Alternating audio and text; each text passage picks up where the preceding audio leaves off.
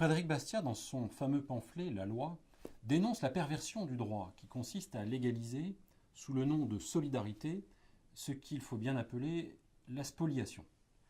Il y a en effet une contradiction à vouloir imposer la fraternité par la loi, ce qu'on appellerait aujourd'hui la justice sociale ou la solidarité. Car la moralité se définit comme un comportement volontaire.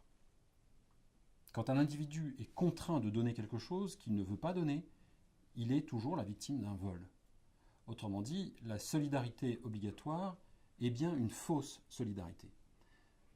Lorsqu'un don est rendu obligatoire par la loi, ce n'est plus une attitude morale. L'attitude morale du don est remplacée par la revendication de droits à, qui sont des revendications sur le travail d'autrui. La fausse solidarité, c'est l'appel à vivre aux dépens d'autrui. Et c'est ce que Bastiat appelle le sophisme de la fraternité légale. Citons-le sur ce point. La fraternité est spontanée ou elle n'est pas. La décréter, c'est l'anéantir. Et encore, je le cite, « Les gouvernements n'exercent jamais une action qui a pour sanction la force. Or, il est permis de forcer quelqu'un d'être juste, non de le forcer d'être charitable.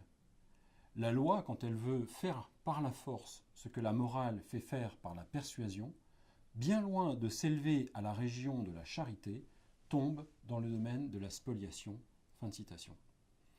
Or, cette perversion du droit a un nom, dit Bastiat, c'est le socialisme, c'est-à-dire l'idéologie de la redistribution forcée des richesses par l'État.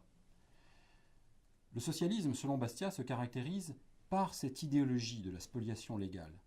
Mais la ruse de cette idéologie, c'est qu'elle masque sa violence sous un abus de langage, l'appel à la solidarité, à la fraternité, à la justice sociale. Toutefois, selon Bastiat, il existe bien une alternative à cette solidarité d'État. C'est l'entraide mutuelle et spontanée des hommes entre eux grâce aux sociétés de secours mutuels. Mais il avait en même temps prévu que l'État finirait par s'emparer de ces mutuelles pour en faire un organisme unique et centralisé, incitant à la dépense et au gaspillage. Dans un autre pamphlet nommé « Justice et fraternité », Bastiat explore aussi l'idée d'un système fiscal simplifié et équitable pour le financement des besoins collectifs, police, justice, armée. Les revenus et les bénéfices seraient soumis à un taux d'imposition unique et proportionnel. C'est ce qu'on appelle aujourd'hui la flat tax.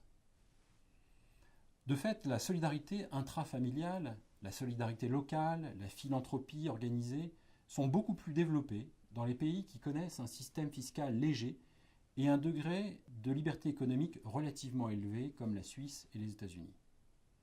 Alors qu'elle est largement étouffée dans les pays où l'État s'est en grande partie substitué à la responsabilité individuelle, comme la France ou l'Allemagne. Il est souvent de bon ton de déplorer l'égoïsme qui prévaudrait dans les sociétés libérales. Mais c'est exactement l'inverse qui est vrai. Quand une société est écrasée d'impôts et que les individus ne sont plus propriétaires de leurs biens, ils ne sont pas incités à donner, mais plutôt à se replier sur eux-mêmes. En réalité, la société civile libre ne repose pas sur l'égoïsme. L'économie de marché fonctionne sur la base du service à son prochain et sur la réciprocité.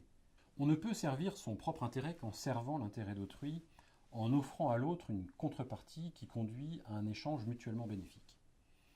Autrement dit, c'est l'échange volontaire qui crée la vraie solidarité.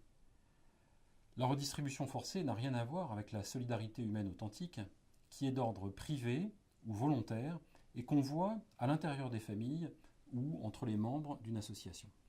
C'est donc sur ce rôle de la loi que Bastiat s'oppose ici aux socialistes. Il écrit, je le cite, « La loi peut forcer l'homme à rester juste, elle ne peut le forcer à être dévoué. » La fausse solidarité des socialistes supprime le dévouement au profit de la coercition étatique qui forme la base du totalitarisme.